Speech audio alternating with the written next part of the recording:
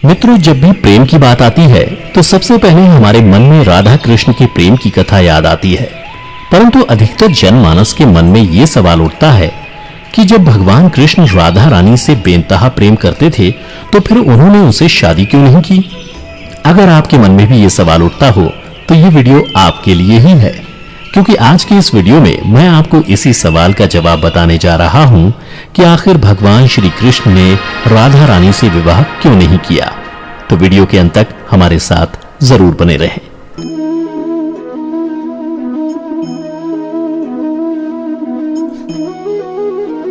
हिंदू धर्म ग्रंथों में इस प्रसंग से जुड़ी कई कथाएं प्रचलित हैं, जिनमें से सबसे पहली कथा के अनुसार ऐसा माना जाता है कि राधा कोई और नहीं बल्कि श्री कृष्ण का ही एक रूप थी। स्कंद पुराण की माने तो श्री कृष्ण को आत्मा राम भी कहा जाता है, अर्थात जो अपनी आत्मा में ही रमण करते हुए आनंदित रहता है और उसे आनंद की अनुभूति के लिए किसी अन्य की आवश्यकता नहीं होती। उनकी आत्मा तो राधा ही है, अतः राधा और कृष्ण को कभी अलग नहीं किया जा सकता।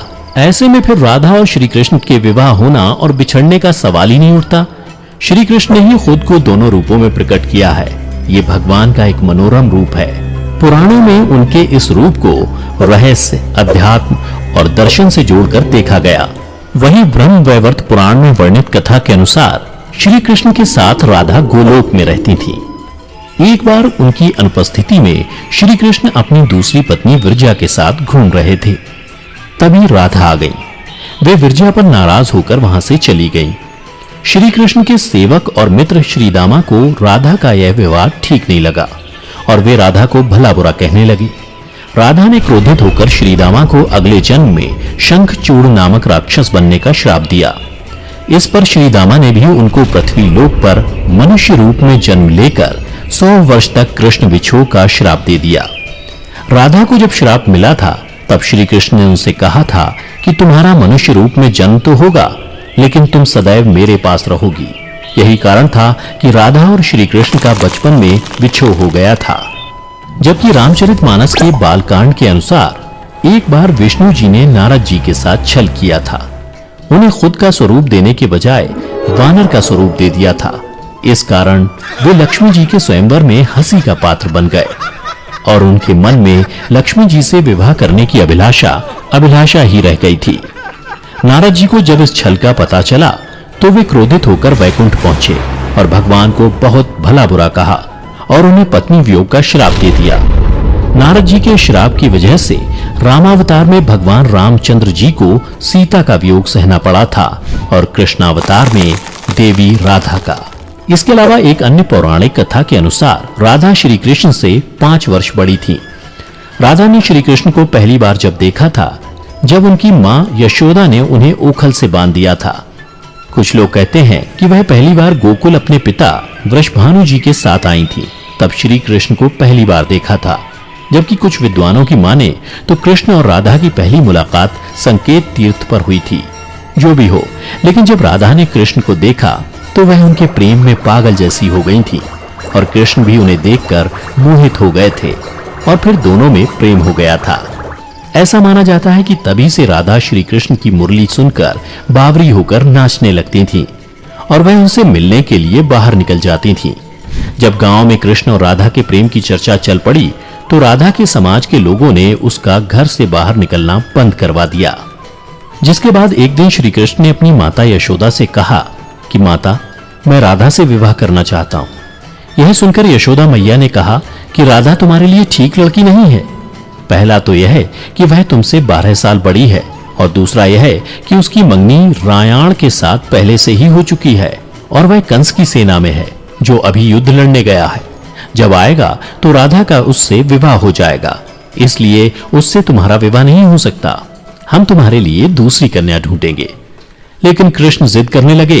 तब यशोदा ने नंद से कहा। कृष्ण ने नंद की भी बात नहीं मानी। तब नंद बाबा कृष्ण को गर्ग ऋषि के पास ले गए। गर्ग ऋषि ने कृष्ण को समझाया कि तुम्हारा जन्म किसी खास लक्ष्य के लिए हुआ है। इसकी भविष्यवाणी हो चुकी है कि तुम तारणहार हो।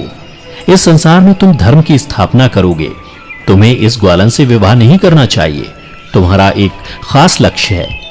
तब श्री कृष्ण कहते हैं कि मुझे नहीं बनना तारणहार, मैं तो अपनी गायों, ग्वालनों और इन नदी पहाड़ों के बीच ही रहकर प्रसन्न और आनंदित हूं। और यदि मुझे धर्म की स्थापना करनी है तो क्या मैं इस अधर्म के साथ शुरुआत करूं कि जो मुझे चाहती है और जिसे मैं प्रेम करता हूं उसे छोड़ दूं? यह तो न्याय नहीं है। गर्ग मुनि हर तरह से समझाते हैं, लेकिन कृष्ण नहीं समझते हैं। तब गर्ग मुनि उन्हें एकांत में यह रहस्य बता देते हैं कि तुम यशोदा और नंद के पुत्र नहीं, देवकी और वासुदेव के पुत्र हो, और तुम्हारे माता पिता को कंस ने कारागार में डाल रखा है। यह सुनकर श्री कृष्ण कुछ भी कहने की स्थिति में नहीं रहे और फिर उन्होंने कहा, कृपया मेरे बारे में कुछ और बताइए। तब गर्ग मुनि ने कहा कि नारद ने तुम्हें पहचान लिया है और तुमने अपने सभी गुणों को प्रकट कर दिया है। तुम्हारे जो लक्षण इस ओर संकेत करते हैं कि तुम ही वह महापुरुष हो जिसके बारे में ऋषि मुनि चर्चा करते हुए आ रहे हैं। यह सुनकर श्री कृष्ण चुपचाप उठे और गोवर्धन पर्वत की सबसे ऊंची चोटी पर जाकर अकेले आकाश को देखने लगे। बस वे वहीं दिन भर रहे और सूर्यास्त के समय ज्ञान को उपलब्ध हो गए। वहीं से उनकी दशा और दिशा बदल गई। फिर उसके बाद श्री कृष्ण कंस के बुलावे पर वृंदावन छोड़कर मथुरा चले गए और इधर राधा का विवाह यशोदा के भाई रायाण से हो गया। मित्रों, इसलिए भगवान कृष्ण ने कहा कि राधा तो मेरी आत्मा है, भले ऐसे में मैं उससे विवाह करूं या ना करूं, इससे क्या फर्क पड़ता है। विवाह के बाद भी राधा का ना तो मेरे प्रति स्नेह कम हुआ और ना ही मेरा राधा के प्रति। इसलिए मित्रों, अगर आप भी किसी से प्रेम करते हैं और आपकी उससे शादी नहीं होती है तो निराश ना हो, बल्कि उसके प्रेम को अपने मन में हमेशा के लिए याद रखें, जैसा कि श्री कृष्ण ने किया था। तो मित्रों, उम्मीद करता हूं कि आपको श्री कृष्ण और राधा की ये प्रेम कथा पसंद आई होगी। अगर पसंद आई हो तो इसे ज्यादा से ज्यादा लाइक करें और अपने दोस्तों के साथ शेयर भी अवश्य करें। फिलहाल आज की वीडियो में इतना ही। अब हमें इजाजत दें। आपका बहुत बहुत शुक्रिया।